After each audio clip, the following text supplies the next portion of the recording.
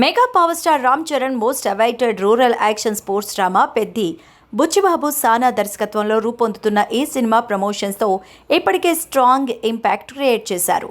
ఆకట్టుకునే first look posters, 2 chart buster పాటలు, 2 different glimpse, ప్రతి అప్డేట్కు అద్భుతమైన స్పందన వచ్చింది. మైత్రి మూవీ మేకర్స్ సుకుమార్ రైటింగ్ సమర్పణలో వృద్ధి సినిమాస్ బ్యానర్పై వెంకట సతీష్ కిల్లారు నిర్మించిన పెద్ది జూన్ 4న పాన్ ఇండియన్ స్థాయిలో భారీగా విడుదల కాబోతోంది. ఓవర్సీస్ ప్రీమియర్లు జూన్ 3న జరగబోతున్నాయి. ఎంతో ఆసక్తిగా ఎదురుచూస్తున్న థియేట్రికల్ ట్రైలర్ను మే 18న రిలీజ్ చేస్తున్నారు. ఇప్పటి వరకు రామ్ చరణ్ పాత్రలోని 2 షేడ్స్ చూపించిన టీం ట్రైలర్లో సినిమా అసలు కథ, ప్రధాన పాత్రలు రివీల్ చేయనున్నట్టు తెలుస్తోంది. దీంతో ట్రైలర్పై అంచనాలు మరింత పెరిగాయి. అంచనాలు మరింత పెంచుతూ విడుదలైన కొత్త పోస్టర్లో రామ్ చరణ్ పూర్తి స్థాయి 1960ల గ్రామీణ యువకుడి లుక్లో రైల్వే ట్రాక్ పై నడుచుకుంటూ కనిపిస్తున్నారు. విజువల్స్లోని ప్రతి చిన్న డీటెయిలింగ్ ఆ కాలాన్ని ఎంత సహజంగా, క్రియేటివ్గా రీక్రియేట్ చేశారో ఈ పోస్టర్ స్పష్టంగా చెప్తోంది. ఈ కొత్త గెటప్లో రామ్ చరణ్ అద్భుతంగా కనిపిస్తూ ఆకట్టుకుంటున్నారు. Super star Mahesh Babu, Namrata Shirodkar, GMB entertainment ప్రముఖ దర్శకుడు వెంకటేష్ మహా దర్శకత్వంలో వర్సటైల్ యాక్టర్ సత్యదేవ్ కథానాయకుడిగా నటిస్తున్న మోస్ట్ అవైటెడ్ సైకలాజికల్ థ్రిల్లర్ రావు బహదూర్ చిత్రాన్ని సగర్వంగా సమర్పిస్తున్నారు.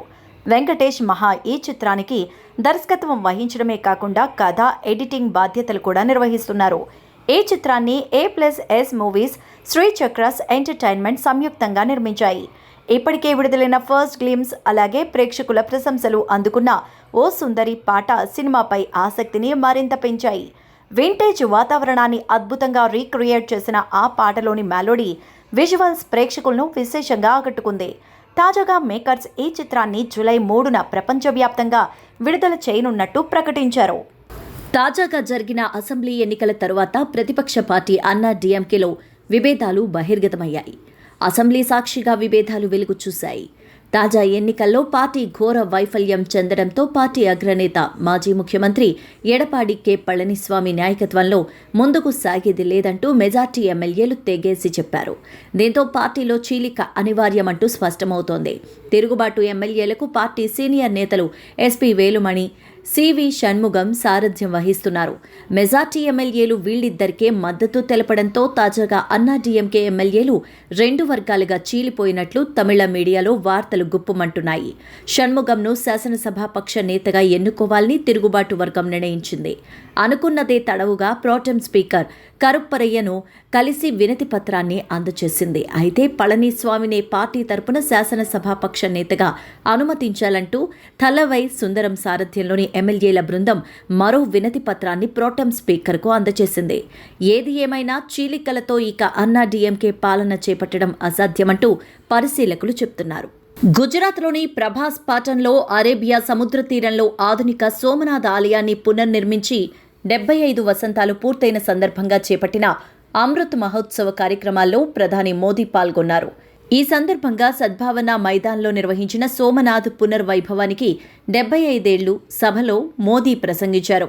సోమనాథ్లో జరుగుతున్న అమృత్ మహోత్సవం కేవలం ఒక స్మరణీయ కార్యక్రమం కాదు, ఇది వచ్చే 1000 ఏళ్ల పాటు మనకందించే స్ఫూర్తి సంబరమన్నారు.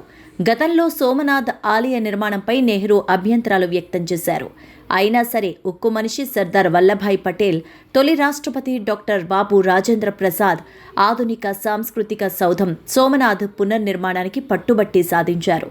అయోధ్యలో భవ్య మందిర నిర్మాణానికి పూనుకున్నప్పుడు ఇలాంటి శక్తులు అడ్డుతగిలాయి. అయినా సరే మనం అభివృద్ధి, వారసత్వ పరంపరను ముందుకు తీసుకువెళ్లాల్సిందే. గతంలో ఇలాంటి సాంస్కృతిక కేంద్రాలను నిర్లక్ష్యం చేసిన ఫలితాలను నేటికి అనుభవిస్తున్నాం. నేటి భారతంలో సాంస్కృతిక వారసత్వం, అభివృద్ధి అవిభాజ్యాలు. జంటగా పురోభివృద్ధి సాధించాల్సిందే అంటూ చెప్పుకొచ్చారు.